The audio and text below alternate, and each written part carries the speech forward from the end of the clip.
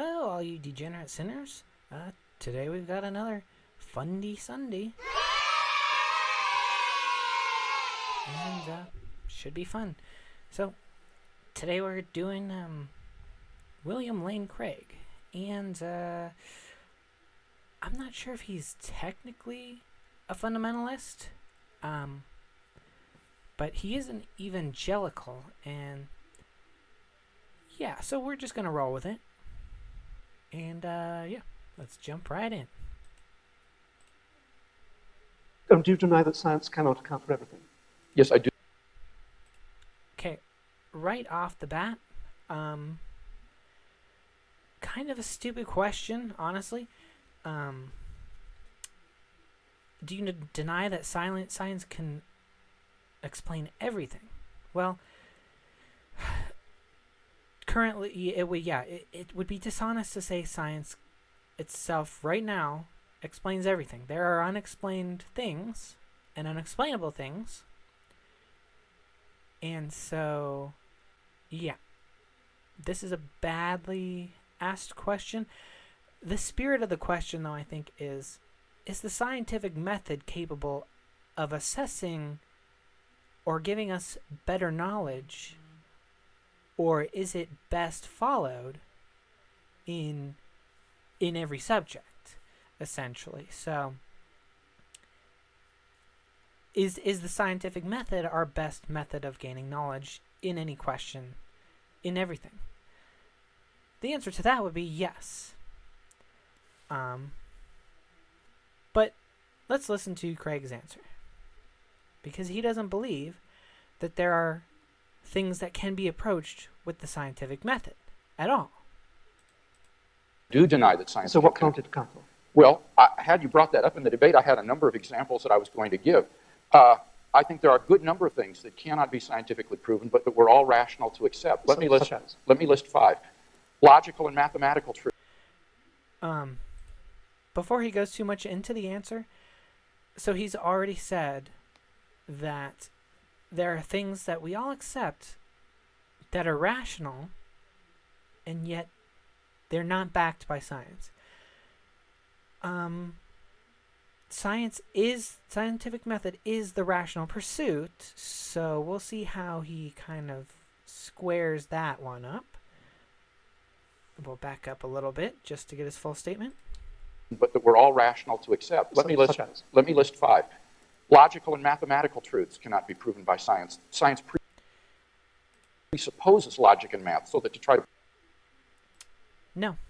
Science does not presuppose logic and rationality. And what did you say? Logic and math? No. Science itself is a kind of self-evident process. At some point, you're going to have self-evident things to ground anything. So science works on observations. And we observe that this hypothesis of rationality, that this process works really well. We don't just sit there and say a priori, well, all of our conclusions are right because they rest on logic and math, and then call it a day. No, we go, does this logic and this math work? Yeah, well, the spaceship flies, so yes. It's self-proving. Prove them by science would be arguing in a circle. Metaphysical truths, like there are... No, because self-evident things are just brute facts. They are not circular. The fact that the rocket ship works does not rest on the logic and math. The fact that it works demonstrates that the logic and math work. But the fact that we know it works is just a pure brute observation. Now, it's a pure brute observation that the way that we got it to work is logic and math. So, it's not a circle. There are other minds other than my own, or that the external world is real, or that the past was not created 5 minutes ago within a period. Okay, so can science address the fact the assumption that he apparently says that we're rational for believing that there are other minds. Yes.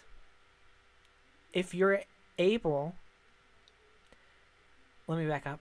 So, there are things in this world that you can't conceive of that people are doing in the real world that you can't do with your mind, whether it be artistic or mathematical or scientific, philosophical. There are thoughts that other people will have that you will never have. And okay, let's assume that all of this is happening in one mega cognitive mind. Okay, well, whatever you is so obviously separate from the rest of the mind, and these other things are so obviously separate and self-contained that even if we're all somehow connected in one larger brain, we are effectively operating as separate minds within one larger brain. So, call it a split personality if you want. Science can assess different thinking styles and breaks between mental states that constitute different persons, no matter if we're actually physically or metaphysically connected in some megamind. So the distinction there would be absolutely just pointless and irrelevant. Is science capable of assessing whether there's an external reality? I'm not sure if he means like the brain in the vat type thought experiment, but certainly we can test whether there's an external world to our minds or not. Because the world will do things that we're not aware of and that our mind does not control. And even if we are a brain in a vat, there's clearly, even if we're in the matrix, there's clearly a world sustaining whatever computer is sustaining the matrix. And so, yes, there's an external world. And what else did he say? Experiences other than my own, or that the external world is real, or that the past was not created 5 minutes ago. That the past was not created 5 minutes ago. Well, there's no reason to think that, and there could be reasons to believe that. If we found some evidence of an external source placing things just in a way that makes it appear as if it was created 5 minutes ago, then we certainly can scientifically assess that. Now, lacking evidence to that claim is still a process of science. So yes, science is able to assess, at least partially, this question. Now, if the experience of having memories is able to be encoded completely physically, then you could just fake memories, right? But again, we're still capable of gathering evidence for this hypothesis. Lacking evidence for the hypothesis is still part of the scientific method. But he might be saying, well, science can't conclusively right now prove every aspect of this question. So yeah, but that's never been the point of science, and science will probably never reach the point where there are no unanswered questions.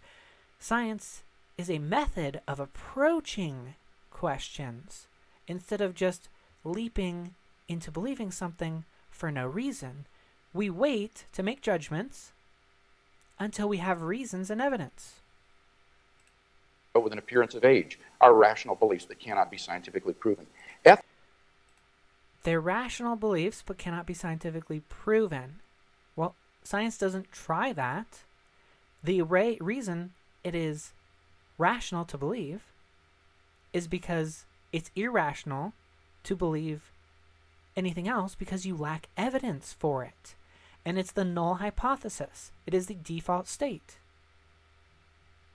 So again, the scientific method is what justifies our belief that there is no force that's just creating things that looks like it was made 5 minutes ago, although that's what you would have to believe if you were an anti-evolutionist, because then you'd have to believe that God created the entire Earth to look like it was billions of years old, because there's no denying the radiation marks, the fossils, the erosion, etc., etc., etc. Ethical beliefs about statements of value are not accessible by the scientific method. You can't show by science whether the Nazi scientists in the camps did anything evil as opposed to the scientists in Western democracies. Aesthetic. Oh, absolutely you can. It's called logic. Logic is a branch of science, and I could go on, and I'm soon to be publishing my very painstakingly syllogistic moral theory, but essentially, all evil things contain within them contradictions.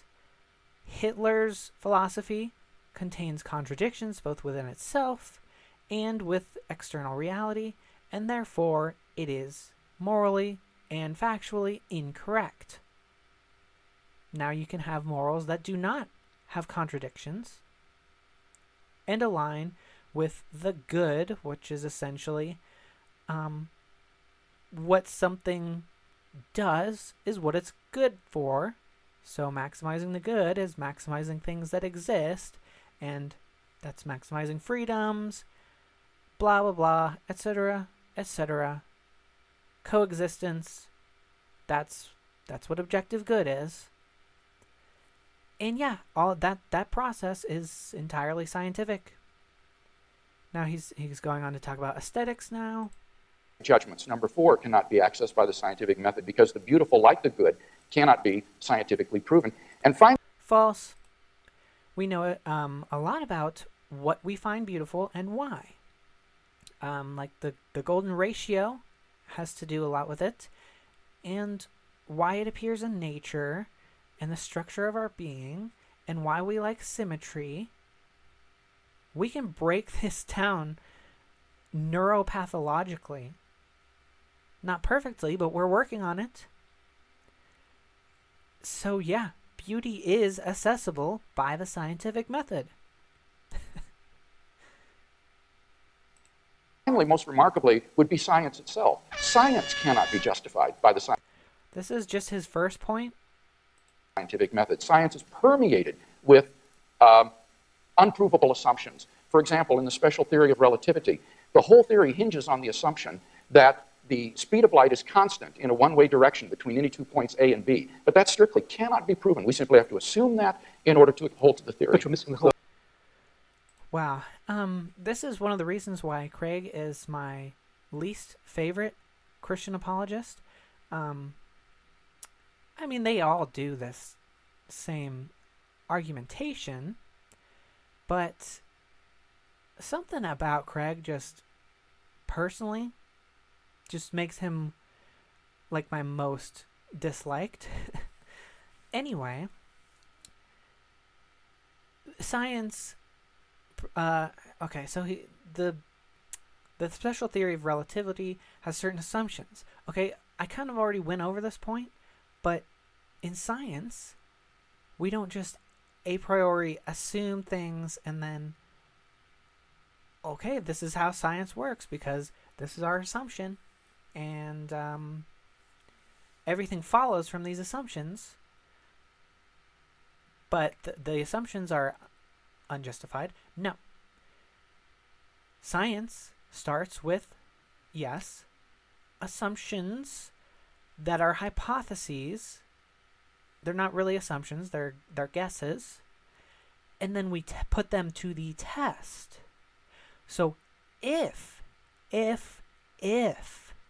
scientific method is saying if this hypothesis is true, then this and this and this and this are true. And we try and eliminate variables to say, okay, well, are there other reasons X, Y, and Z might be true? Or is X, Y, and Z only true by virtue of this one hypothesis and only this hypothesis? Or this small group of hypotheses? And then we see, oh, X, Y, and Z are being observed, so therefore this cause is likely. That's the scientific method. And Craig likes to talk about this without understanding this basic method. So basic. If you can't grasp that, you have no business talking about science whatsoever. So put that in your pipe and smoke it. So none of these beliefs can be scientifically proven, and yet they are accepted by all of us, and we're rational in doing so.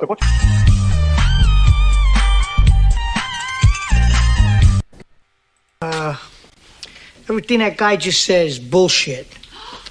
Thank you. Yes. Can we come to some claims? You had talked about the idea of extraordinary claims require extraordinary evidence. Yes, indeed. The question I've got is, what would that extraordinary evidence be in the first century? You didn't have video cameras, you didn't have scientific tests, so what would that look like? If there had been a video camera there. Yeah, that's kind of the point. Why is the most important event in human history happening at a time where there's no possibility of decent evidence gathering? Yeah, don't buy it. At the door of the tomb, and we could see the angel coming down, rolling aside the big stone, that sort of thing. Well, I would say probably first of all, it was made in a Walt Disney studio. That would be my first hypothesis. That Steven Spielberg has something to do with it. This watchword, extraordinary claims require extraordinary evidence, is really just an excuse for an a priori rejection of the miraculous, because you didn't give any sort of evidence that would satisfy you with respect to one of these extraordinary claims. It made it sound like, to me, you were saying that nothing would convince you, no matter what. No, all sorts of things would convince me. He says in excuse for the a priori rejection of the miraculous. No, it's called having standards and not just believing something because someone told you it. The whole extraordinary evidence requires, or extraordinary claims require extraordinary evidence, has precedent in court, in our legal system, which is actually, for all the flaws, is one of the good parts. So everyone's heard this, but it has to be said because it can't get drilled into Christians' heads hard enough. If I say I adopted a puppy, well, we know puppies exist. We know puppy adoptions exist. So testimony that I adopted a puppy is pretty good evidence that I adopted a puppy. Now, also, if we were really in court and that was somehow relevant, I could produce paperwork that I adopted a puppy. And I could produce the puppy, right? That's not very extraordinary evidence. That's all stuff that we know about. We don't have to make this huge, elaborate scientific test. What is a puppy? What is this creature that you have in your house? Is this exactly what we define as a puppy? What is this documentation, this paperwork from the Dumb Friends League? But if you said that you adopted a dragon, well then, we're going to have some extraordinary evidence. Just presenting a dragon itself is extraordinary because it has never been documented before or presented before. But again, that's kind of just a minimum standard. Just show me some evidence. And just by virtue of it being the first of its kind, it is extraordinary. But yes, you're going to have a harder burden of proof to have evidence for a thing that has never been evidenced before, because all of these other things already have mountains of evidence and personal experience for every person behind it. So, yes, it's not really actually a different standard. It's just that you have further to go. You have nothing. You need to provide a lot to come up to the standard of the other things that we have in reality. With respect to the resurrection, though, I mean, you and said if there was a video camera, you'd say it was a fake stone that was rolled away. You know, I mean, what sort of... That would be the more reasonable hypothesis. Yeah, because you can just fake that. What's more reasonable? What makes fewer assumptions? Something that we know can happen? Or something magical with 1,000 pieces of theological baggage? What would Craig's standard be for a video purporting to show Islamic jinn or Hindu miracles? He'd be skeptical. But for his religion, it's a special pleading double standard. But see, that's what I fear. It is. It's just an a priori rejection of the miraculous. No, it's not. It's saying you haven't proven that the miraculous exists, so you just saying that the miraculous happened is not proof. You can't blame murder on a ghost. That will be thrown out in court. That is reasonable.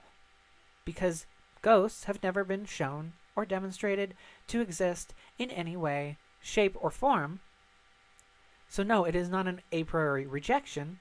It is a saying you need evidence. We'll believe you as soon as you have evidence. It's not a rejection. It's saying, show me. That's a pretty reasonable standard. And yeah, we would have reason to doubt if a video camera just showed up because you can fake that kind of stuff. You're not, there isn't any kind of literary testimony, historical testimony that could convince you. But you're... Correct, because there isn't any literary testimony that would convince you of the Shinto religion. You would just say that's superstition. Because guess what? Testimony is not good enough. It's not good enough evidence for things that we don't know already exist. If someone said an army marched down a hill, guess what? We know armies exist. We know hills exist. Okay. It's reasonable to believe that this army was at this hill. But if you said 2 dragons popped out of this guy's eyes and he eliminated the army with it, yeah, that would be a little suspect. And this is absolutely true because Mr. Craig, you, sir, will reject any and all to an absolute degree. This is what pisses me off. You have a double standard. You will reject any and all, absolutely, any and all supernatural testimony that does not fit in to your religion. There's plenty of testimony, historical and otherwise, that supports other religions and contradicts your religions. Guess what? You're going to just pick and just a priori decide is reasonable. Only your religion. You're saying that when you say extraordinary, really what you're saying is no amount of evidence would convince me of these extraordinary claims.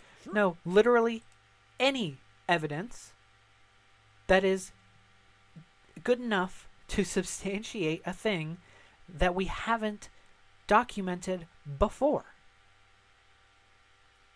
So literally any evidence other than like testimony and something that can be faked. You know, the same standard we have for literally everything else. It's just that we already have a huge history and a huge stockpile of that evidence. You don't. That's the difference.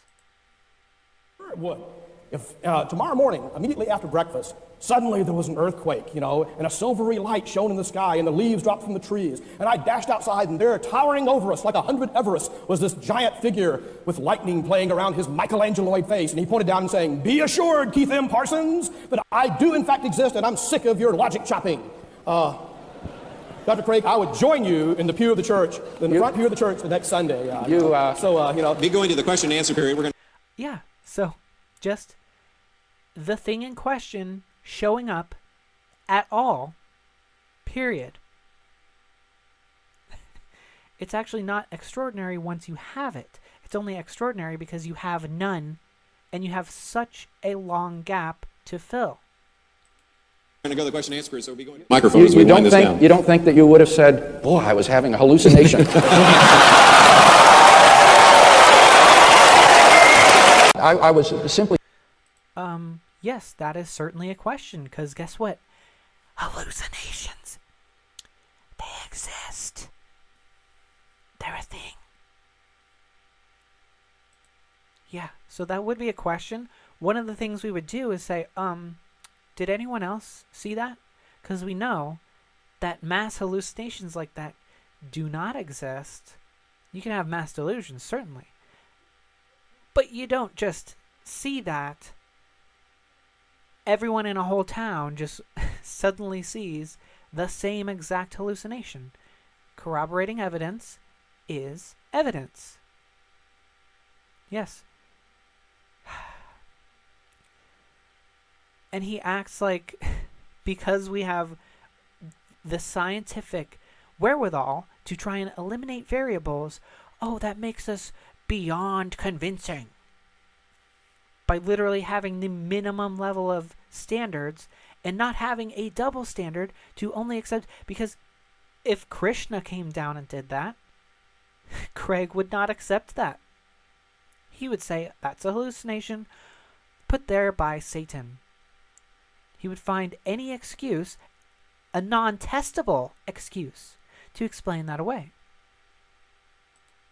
saying that this is not a mere matter of speculation, that there's more than a tiny bit of evidence on the table. But is he saying Evidence for what? Evidence for a beginning of the universe. Yes, we know that. Nobody All right, well, that's what I'm offering in this first argument, is the evidence. But why? because there's a Because nobody beginning doesn't disputes it. imply a God. It does if the first premise is true, that whatever begins to exist has a cause. It logically follows. Yeah, that but it therefore- doesn't. But the cause has. No, it doesn't. Because a God is not the only variable, it's not the only thing that can cause a universe to exist. It doesn't follow. Hasn't got to be God. Well, remember I gave an argument for thinking that this cause is timeless, Yes, I know. spaceless, immaterial, enormously powerful, and personal. I think it's a computer. Okay, so no, it doesn't follow that it's personal. It doesn't follow that it's a mind, and it absolutely does not follow that it's enormously powerful. It might, the only thing that this timeless origin of the universe might possibly be able to do is just create matter. And that's it. Maybe all it can do is just create the Big Bang. And you just assume, well, anything capable of kickstarting the universe must be my God. Nope. Sorry, doesn't follow.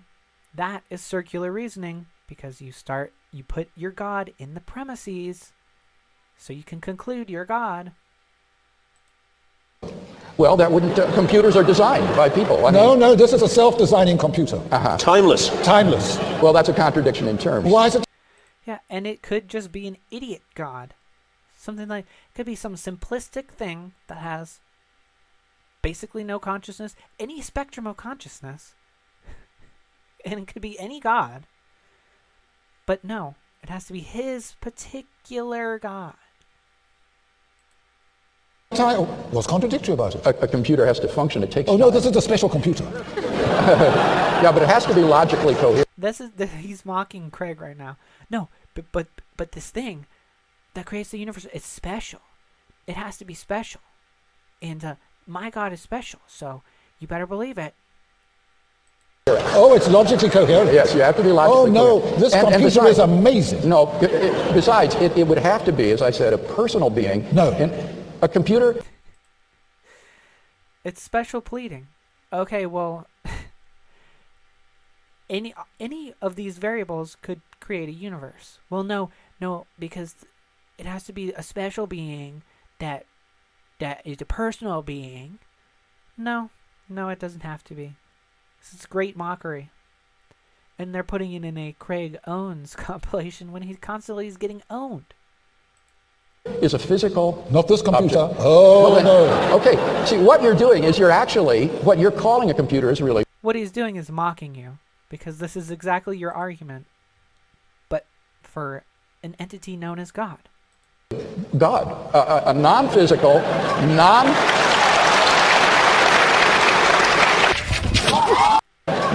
actually, what you're calling a computer is really God. A non-physical,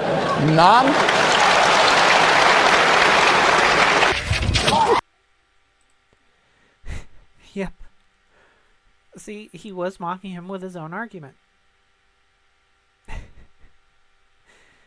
Yeah, God could be anything, and it could be not a God, and it could be such a weak God that we wouldn't really be justified in even calling it a God in the first place. Just a creator that has no mind. That all it does is just create quantum vibrations. Would you call that a God? You could call it a computer. It's just another word if you rob it of all the attributes that make it a computer. And when you rob the creator of all the attributes that are completely unnecessary, it's not a God.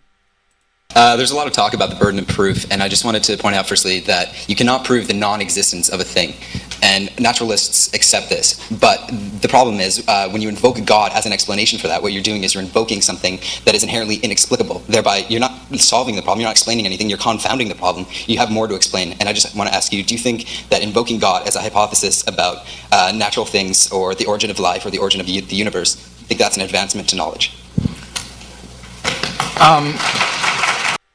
It's a good question because, well, God did it. Does nothing to explain how he did it, so it explains nothing. It's just placing all of the responsibility and all of the understanding on a higher being, which they just don't want to think about it. They just want to say, well, someone else did it. Just believe it. Now, repeat the first part of the question again, because I disagreed with what you said there. It is impossible to prove the non... It's impossible to prove something does not exist. That's silly. Of course you can. In general, yes, it is. It's not possible to absolutely rule something out of the entire universe. But you can be like, there's no God in this box. There's no rabbit in this box. Stuff like that.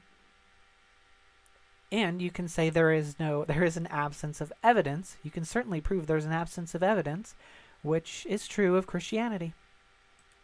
Prove something does not exist. We can prove, for example, that there are no living Tyrannosaurus rex on the face of the earth. We can prove that there are... No, you can't. You can prove that you have no evidence of living Tyrannosaurus rex, but you can't prove that there's not a T-Rex roaming around in the woods somewhere. You have no way of doing that. And, science doesn't prove. You can't demonstrate that there is not a T-Rex on every square inch of this planet. You can't do it. You can show it's not anywhere we've looked, though. No Muslims of the United States Senate. Or, as Dr. Shook says, if you can show that something is a self-contradiction, he's in the House. Yeah. Yeah, like God. He's everything in the Bible is contradicted by something else in the Bible. It's a book that's been used to say pretty much anything. That's kind of the function of holy texts, is to just justify whatever someone feels like doing at the time who's in control of the priesthood. You can show that something is self-contradictory. So there are no married bachelors. So this is an atheist line that you hear on a popular level all the time, but that sophisticated atheists don't take, because it is easy to prove that things don't exist. Like your God. The problem of evil proves that your God is not all good or all-knowing. The creation of humans proves that your God is not all good or all-knowing, because either he didn't know how to create good beings and just created flawed beings, or he did it on purpose and thus is perpetuating and creating evil for no reason. He could have given free will to good beings, but instead he chose to create flawed beings, knowing that they would choose to be flawed the way that he designed them to be. So yes, contradictions like this prove your God is false. Now the question is, if it is the case that you can't prove that God does not exist, then you shouldn't be a naturalist. You should be some sort of agnostic or something, but you shouldn't go around saying things like, nature is all there is. There is nothing beyond matter and energy. There is no supernatural reality, because those claims exceed what you yourself say you can prove. So those aren't claims. The claim is you don't have evidence for the supernatural. The only thing we have evidence for is the natural. That is what science does. That is what science claims. And yes, it is scientific to say we're not going to believe in that which we have no evidence for. And if you've been trying to gather evidence for something for thousands of years, it is rational to conclude that, yeah, it probably doesn't exist. So you need to make more modest claims about your position that are more simply agnostic or something, and find a new name rather than naturalism, because that isn't something that you can sustain the burden of proof for. Now, naturalism is the only thing that has been proven so far. So anyone who holds to that is perfectly rational in doing so. Anyone who holds to things that have not been shown to exist, demonstrated to exist, that is irrational by definition. Last part of your question assumed that I was presenting God as some sort of an explanatory hypothesis. And if you look at my arguments, they're not like that. These are deductive arguments. Now, what that means is that if the premises are true, that the conclusion follows logically and necessarily. Whether you like it or not, whether you think it's explanatory or not, it doesn't matter. All that matters is, are the premises more plausibly true than not? Because if they are, then the conclusion is logically... Nope. It's not about plausibly true or not. Yes, I just said that it's more plausible that the supernatural doesn't exist because we don't have evidence, but that's not a deductive argument. That's inductive. And, yeah, so if the premise holds, then the conclusion must be true. But the thing is, premises can be false. So you can have a valid conclusion from unsound premises. Craig knows this, but he's being deliberately just loose with how logic works. Unavoidable. And so, yes, I think they definitely represent an increase in knowledge. This is an example of deductive logical reasoning. And it can't be impugned by saying that it's not some sort of explanatory inference to the best explanation or something of that sort. Every single theist argument is a logical fallacy, so no, you can't deduce theism from anything. Don't know what he's talking about, don't know what he's responding to, but let's go on. Think about Epicurus' argument that if God is omnibenevolent, omniscient, and omnipotent, if he knows about kids in Africa and that are born with AIDS, what do you think about him suggesting, him not intervening and him not changing that fact? That's a question that I've always struggled with. So I'm just wondering, could you expand on that, and I'd also like your input on it? The problem of evil and suffering has been greatly discussed by philosophers, and I think there's been genuine progress made in this century on this problem. I think it's So he even says it hasn't been solved. It's just made progress, which is just apologists trying to find some excuses, and apparently hasn't really found good excuses because he's only made progress. Yeah, this is a major, major problem for your God, specifically. important to distinguish between the intellectual problem of suffering and the emotional problem of suffering, because these are quite different from each other. In terms of the intellectual problem of suffering, I think that there you need to ask yourself, is the atheist claiming, as Epicurus did, that the existence of God is logically incompatible with the evil and suffering in the world?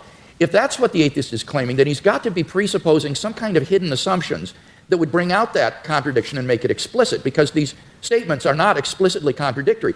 The problem is no philosopher in the history of the world has ever been able to identify what those hidden assumptions would be that would bring out the contradiction and make it explicit. On the contrary, you can actually prove that these are logically compatible.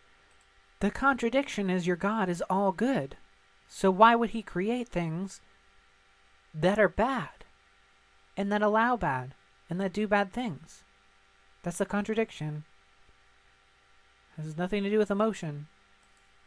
Compatible with each other by adding a third proposition, namely, that God has morally sufficient reasons for permitting the evil in the world.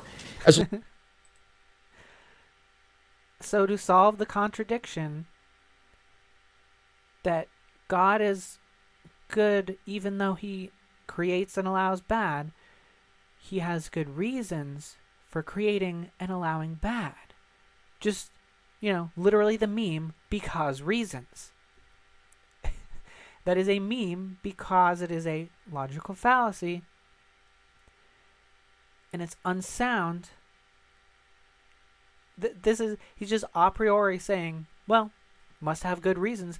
Therefore, we're logically able to conclude that it's fine, even though you have absolutely no reason to think that he has good reasons other than the circular reasoning, which is a logical fallacy of God has good reasons because God always has good reasons, because God is good, because God has reasons. It's unfathomable how to be this dishonest with oneself. As long as that statement is even possibly true, it proves that there's no logical incompatibility between God and the suffering in the world. So the atheist would have to show that it is logically impossible for God to have morally sufficient reasons for permitting the evil and suffering in the world, and no atheist has ever been able to do that. So, no, you need to show why there is. I just showed you that it's a logical fallacy to just assert that it is. So, that's all the work I have to do. You need to show why it's reasonable to believe that God has morally good reasons to allow evil. You can't do that. You're just asserting that he does. That's the same thing as just asserting that there's evidence for God and you can't prove that there's not. That's another fallacy, the argument from ignorance. The logical version of this problem, I think, is widely recognized to have failed. Keep that name out your mouth.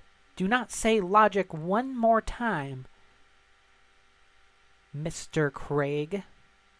Those atheists who still press the problem, therefore press it as a probabilistic argument. They try to say that given the evil in the world, it's improbable that God exists. Not impossible, but improbable. Well, again, the difficulty there is that the atheist has to claim that if God did exist, then it is improbable that he would permit the evil and suffering in the world. And how could the atheist possibly know that? Because a perfectly calculating brain that knows everything and can do anything has no excuse to fail. It's very simple logic. If he can, and he has the will to do so, and yet he still fails, that's incongruent with those first two premises. How is a perfect being failing? That's a contradiction right there. How could the atheist know that God would not, if he existed, permit the evil and suffering in the world? Maybe he's got good reasons for it. Maybe, like in Christian theism, God's purpose for human history is to bring the maximum number of people freely into his kingdom to find salvation and eternal life. Oh, well, then he would give evidence. And he would help people. He would give the minimum amount of help. He would maybe allow some evil and cure other evils, and he would do it publicly. He wouldn't allow children to die of cancer, but maybe he would allow adults to screw each other over and lie. And maybe protect people until they've had a chance to be exposed to the truth. And he would provide ample evidence. He wouldn't just show up once or a couple of times in fiction / ancient times and then be like, okay, the rest of you, if you don't believe that, the rest of you are going to hell, and I'm not going to help you, I'm not going to guide you, I'm not going to show up. Yeah. That's what a smart God would do. Life. And how do we know that that wouldn't require a world that is simply suffused with That's what a smart God would do if he wanted the maximum amount of people to believe freely. Of course. natural and moral suffering? It might be that only in a world like that the maximal number of people would freely come to know God and find salvation. So the atheist would... No, because more people would believe and find salvation if there was evidence, and if God didn't allow small children to just die before even ever seeing any evidence.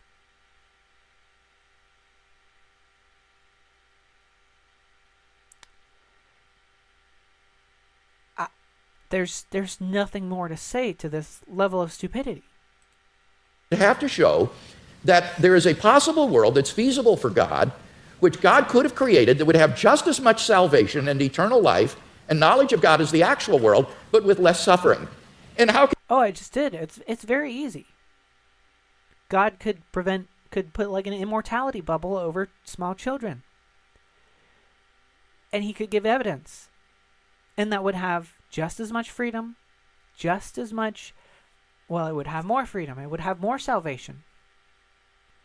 Yes, there would be less freedom for murderers and pedophiles, but how is that more important than the freedom of a small child to exist and to pursue evidence of the world?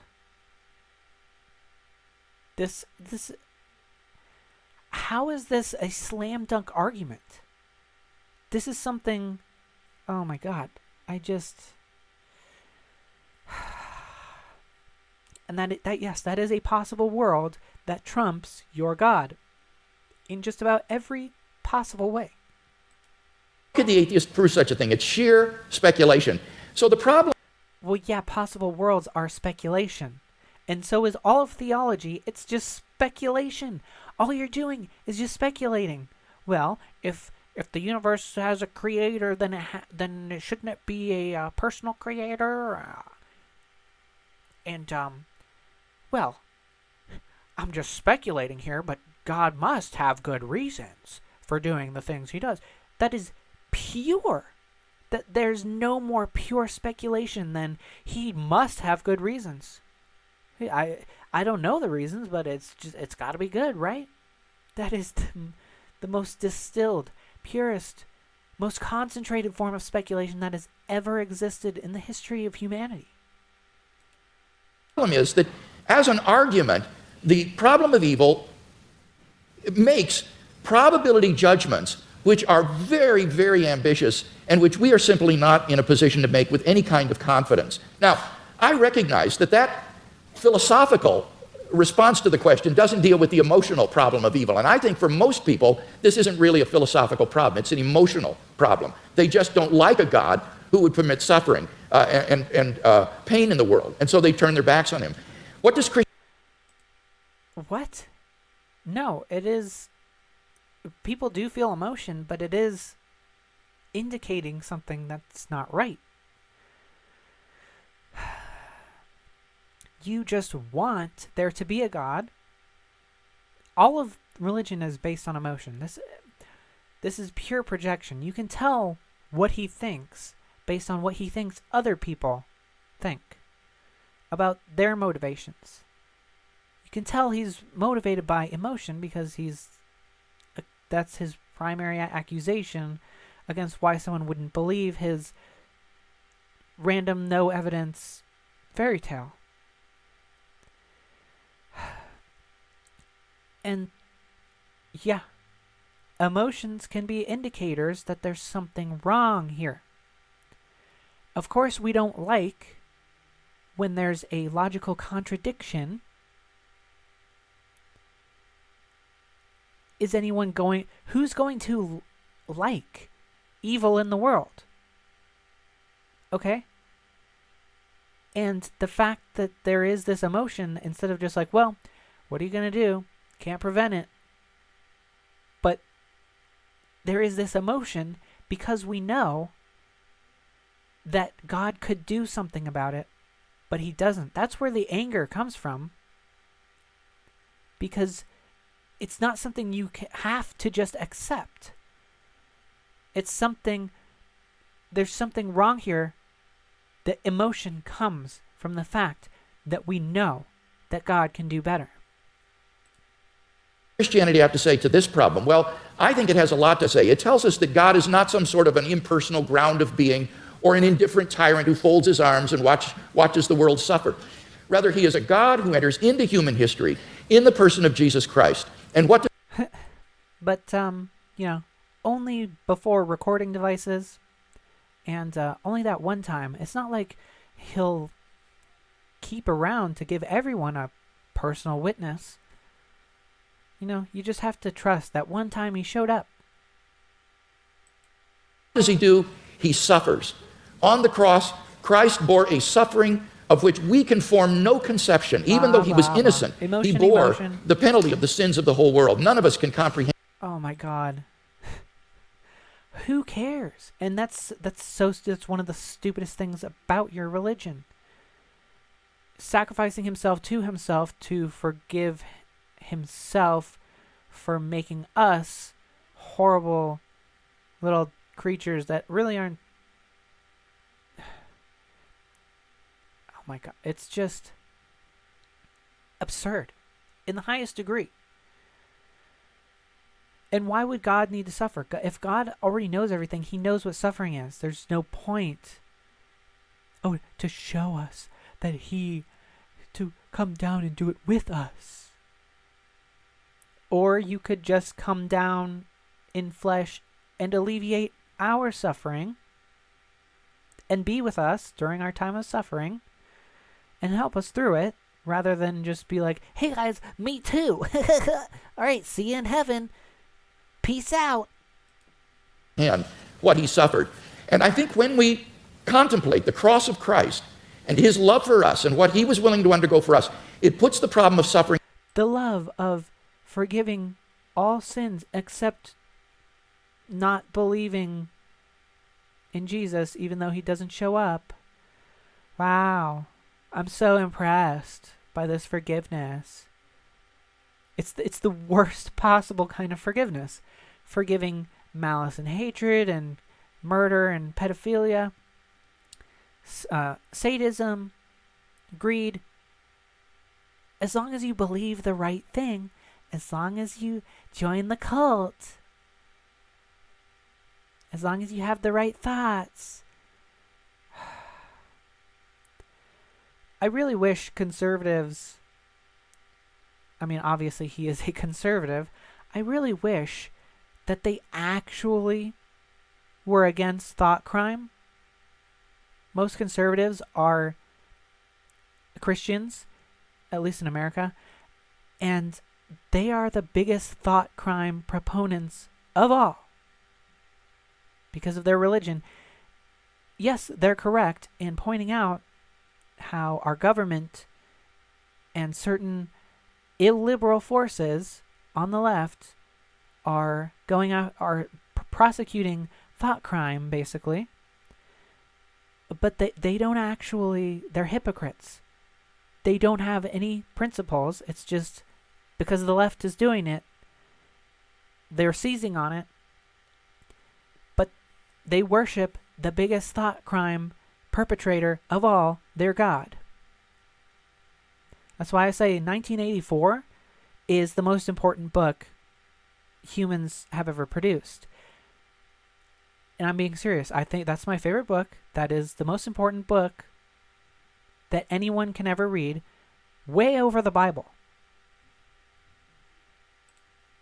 In an entirely different perspective.